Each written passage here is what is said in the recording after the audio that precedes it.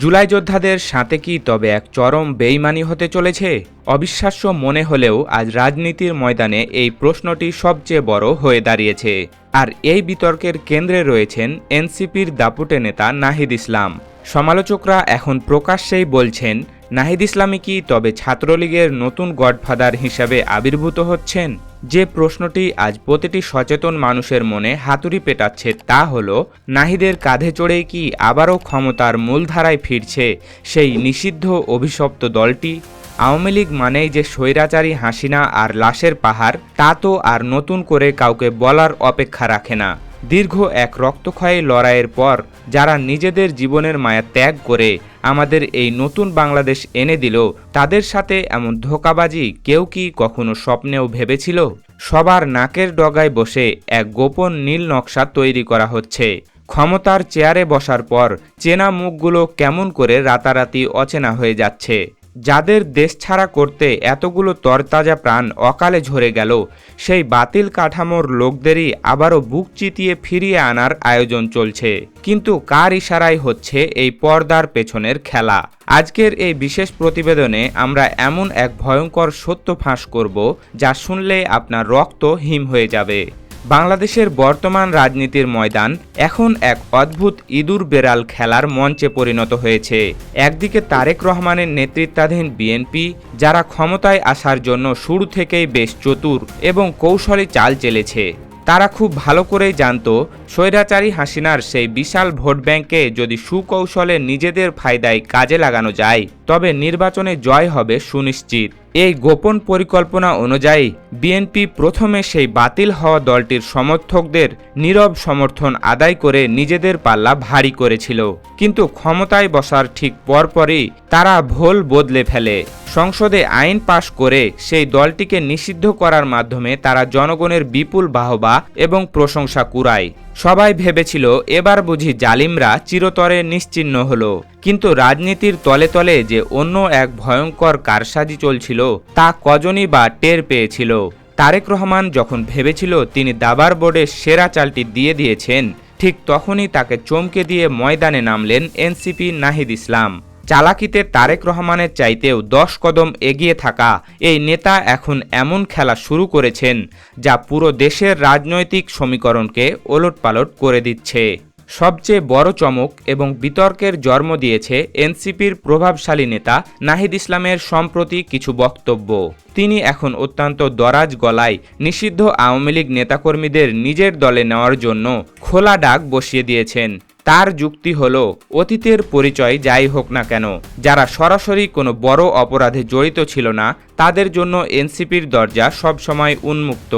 অর্থাৎ তিনি বলতে চাইছেন, পুরনো পাপ ভুলে যাও এবং আমাদের নতুন নৌকায় উঠে পড়ো।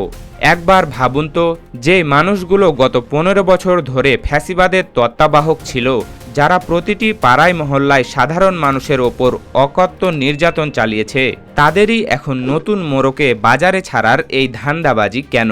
এটি কি জুলাইয়ের শহীদদের লাশের ওপর দাঁড়িয়ে এক নির্লজ্জ নৃত্য নয়? রাজপথের লড়াইয়ে থাকা যোদ্ধারা আজ যখন নিজেদের আহত শরীরের ক্ষত বয়ে বেড়াচ্ছেন, তখন নাহিদ ইসলামের এই উদারতা আসলে কার স্বার্থ রক্ষা করছে? এটি কি কেবল নিজেদের দলের কর্মী সংখ্যা বাড়ানোর সস্তা কৌশল, নাকি এর পেছনে কোনো আন্তর্জাতিক বা দেশীয় মাস্টার মাইন্ডের গভীর নীল নকশা কাজ করছে? সম্প্রতি একটি টেলিভিশন টকশোতে এনসিপি নেতা সার্জিস আলম এবং বিএনপি নেতা রাশেদ খানের মাধ্যমে যে তুমুল ঝগড়া আর কাদা ছোড়াছড়ি হলো, তা দেখে সাধারণ মানুষের মনে সন্দেহ আরও ডানা বেঁধেছে। গত 15 বছর যারা মানুষের ওপর স্টিম রোলার চালিয়েছে, তাদের পুনর্বাসন নিয়ে এই তীব্র বাদানুবাদ কি সেরফ ক্যামেরার সামনে সস্তা নাটক, নাকি এটি জনগণের চোখকে অন্যদিকে সরিয়ে রাখার কোনো বড় এক ছক? ক্ষমতার লোভ আর অর্থের মোহ মানুষকে কতটা অন্ধ করতে পারে, তা এই নেতাদের আচরণে আজ স্পষ্ট। যারা একদিন বুক চিতিয়ে জালিমদের বিরুদ্ধে রাজপথে স্লোগান দিয়েছিল, আজ তারাই ক্ষমতার মধু ভাগাভাগি করতে সেই একই অপশক্তির সাথে আপোষ করছে কিনা, তা নিয়ে জনমনে তীব্র ঘৃণা জন্ম নিয়েছে। সাধারণ মানুষের ধারণা, এগুলো সবই নিজেদের পকেট ভারী করার এবং ক্ষমতাকে দীর্ঘস্থায়ী করার এক একটি ঘৃণ পাঁয়তারা ছাড়া আর কিছুই নয়। যারা একবার ক্ষমতার স্বাদ পেয়েছে তারা এখন যে কোনো উপায়ে নিজেদের গদি রক্ষা করতে চাইছে। এমনকি তার জন্য যদি খুনিদের সাথে হাত মেলাতে হয় তাতেও তাদের কোনো আপত্তি নেই। নাহিদ ইসলামের এই বিতর্কিত এবং বেইমানিপূর্ণ অবস্থানের বিরুদ্ধে সবচেয়ে কড়া ভাষায় জবাব দিয়েছেন জুলাই যোদ্ধাদের অধিকার নিয়ে কাজ করা সংগঠন মঞ্চ ২৪-এর নেতা ফাহিম ফারুকী। তার বিশ্লেষণ অত্যন্ত তীক্ষ্ণ এবং সময় উপযোগী। তিনি স্পষ্ট করে বলেছেন, নিষিদ্ধ আওয়ামী লীগের প্রতিটি স্তরের নেতাকর্মী আসলে ফ্যাসিবাদের একটি অবিচ্ছেদ্য অংশ। এদের কাউকেই চূড়ান্ত আইনি প্রক্রিয়া আর শাস্তির আগে রাজনীতিতে জায়গা দেওয়া যাবে না। ফাহিম ফারুকীর মতে, যারা এই দলটির ছায়াতলে থেকে বিন্দুমাত্র সুবিধাও নিয়েছে তারা সবাই এই পচা বা খুনি কাঠামোর শরিক। এদের এখন রাজনীতিতে পুনর্বাসিত করা মানে হলো বিপ্লবের মূল চেতনাকে বিষ প্রয়োগে হত্যা করা। তিনি হুঁশিয়ারি দিয়েছেন যে এই বাতিল শক্তি যদি একবার নতুন পরিচয়ে মাথাচাড়া দিয়ে ওঠার সুযোগ পায় তবে তারা সবার আগে জুলাই বিপ্লবের মূল নায়কদের চ্যালেঞ্জ করে বসবে। তার দাবি অত্যন্ত পরিষ্কার, এই ফ্যাসিস্ট ভাবধারার লোকদের আগামী অন্তত ২০ বছর বাংলাদেশের রাজনীতি থেকে পুরোপুরি নিষিদ্ধ রাখতে হবে। জিরো টলারেন্স নীতি ছাড়া এই অপশক্তিকে শায়েস্তা করা অসম্ভব। রাজনীতির এই জটিল মারপ্যাচ সাধারণ সহজ সরল মানুষগুলোর মাথার ওপর দিয়ে যাচ্ছে। তারা বুঝতে পারছে না কার কথায় বিশ্বাস করবে আর কাকে আস্থা করে ছুঁড়ে ফেলবে।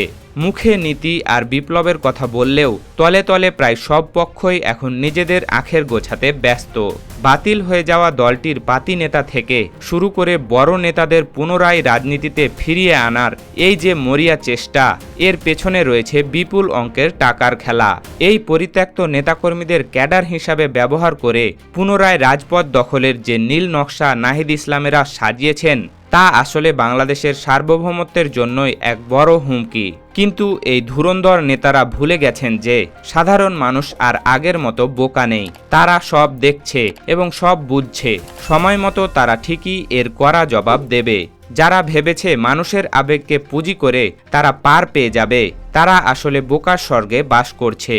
সব মিলিয়ে বাংলাদেশের রাজনীতি এখন এক অন্ধকার ও ঘোলাটে সময় পার করছে। একদিকে বিএনপির আধিপত্য বিস্তারের লড়াই, অন্যদিকে এনসিপির নতুন করে গডফাদার হয়ে ওঠার উচ্চাকাঙ্ক্ষা। এই দুয়ের জাতাকলে পিষ্ট হচ্ছে সাধারণ মানুষের সেই রঙিন স্বপ্ন। যে সুন্দর ও বৈষম্যহীন সমাজের আশায় তরুণরা রাজপথে জীবন দিয়েছিল, সেই স্বপ্ন কি তবে নেতাদের নোংরা খেলার বলি হবে? নাহিদ ইসলাম এবং তার সহযোগীরা যে চতুর চাল চেলেছেন তার শেষ পরিণাম কি হবে তা হয়তো আগামী দিনগুলোতেই পরিষ্কার হয়ে যাবে। তবে একটি কথা সত্য, জনগণ যখন রুখে দাঁড়াবে তখন কোনো মাস্টারমাইন্ড বা গডফাদার পালানোর পথ খুঁজে পাবে না। বিপ্লবীদের রক্ত কোনোভাবে বৃথা যেতে দেওয়া হবে না। সুপ্রিয় দর্শক, নাহিদ ইসলামের এই বিতর্কিত অবস্থান এবং নিষিদ্ধ আওয়ামী লীগের লোকদের এনসিপিতে জায়গা দেওয়াকে আপনি কিভাবে মূল্যায়ন করছেন? এটি কি জুলাই বিপ্লবের শহীদদের সাথে সরাসরি বেইমানি নয়? ফাহিম ফারুকীর যে ২০ বছরের রাজনৈতিক নিষেধাজ্ঞার দাবি তার সাথে কি আপনি একমত? আপনার প্রতিটি যৌক্তিক এবং সাহসী মতামত আমাদের কমেন্ট বক্সে জানান। ক্ষমতার অন্ধকারের খবর সবার আগে জানতে আমাদের চ্যানেলটি সাবস্ক্রাইব করে বেল আইকনটি অন করে রাখুন। ধন্যবাদ।